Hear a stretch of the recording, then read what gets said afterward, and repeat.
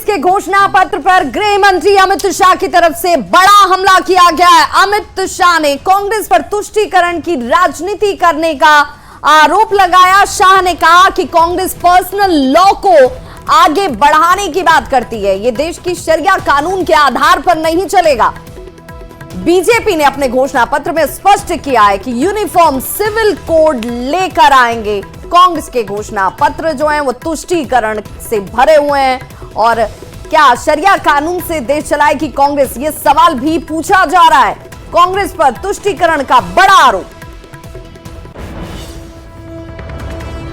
के बाद भारतीय जनता पार्टी के प्रति लोगों का रुझान और बढ़ा है, क्योंकि कांग्रेस ने अपने घोषणा पत्र में अपीसमेंट की उनकी पुरानी आदत को फिर से एक बार रिपीट किया है।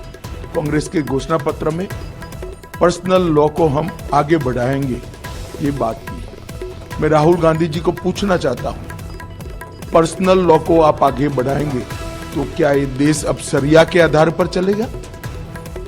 किस प्रकार का पंथ निरपेक्ष संविधान आप इस देश में चाहते? हमारा संविधान पंथ निरपेक्ष है।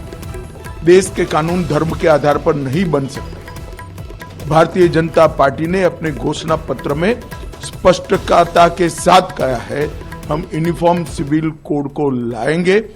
सभी पंथ मजहब के लोगों के लिए एक ही कानून होगा। हमने ट्रिपल तलाक समाप्त किया है, यूसीसी की शुरुआत की है, उसको हम आगे बढ़ाएंगे।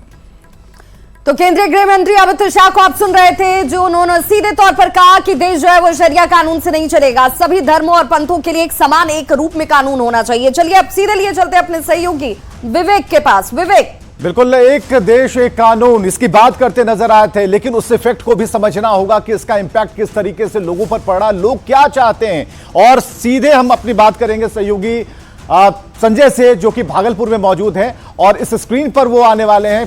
संजय पहुंच चुके हैं। देखिए संजय, ये जो जानकारी जो भागलपुर की का हिसाब किताब गुणा गणित अगर ले ले तो जो समीकरण बता रहे हैं या फिर जो जिस बूथ पर आप हैं, सबसे पहले तो वहां की आप जानकारी दीजिए। कैसा चुनाव हो रहा है, लोगों में उत्सुकता कितनी है और क्या खबर इस वक्त आपके पास अपडेट है?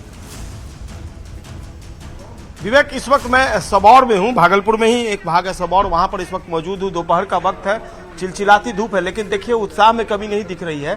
महिलाएं हैं, आधी आबादी है, घर के काम से निवृत्त होकर वो पहुंची है मतदान केंद्र पर अपना वोट कास्ट करने के लिए। सुरक्षा के व्यापक इंतजाम हैं, 3 यहां पर बूथ बनाए गए हैं। और भागलपुर में इस बार अजय कुमार मंडल जदयू प्रत्याशी हैं, तो कांग्रेस के दिग्गज नेता और 3 बार विधायक रह चुके भागलपुर विधानसभा क्षेत्र से अजीत शर्मा, उनके बीच सीधी टक्कर है और वोट कास्ट करने का सिलसिला लगातार जारी है। कुछ वोटर है, उनके साथ परेशानी भी है। एक वोटर है, वो वोट देने से वंचित है और हमारा मकसद है कि निर्वाचन आयोग तक इनकी बात पहुंच सके।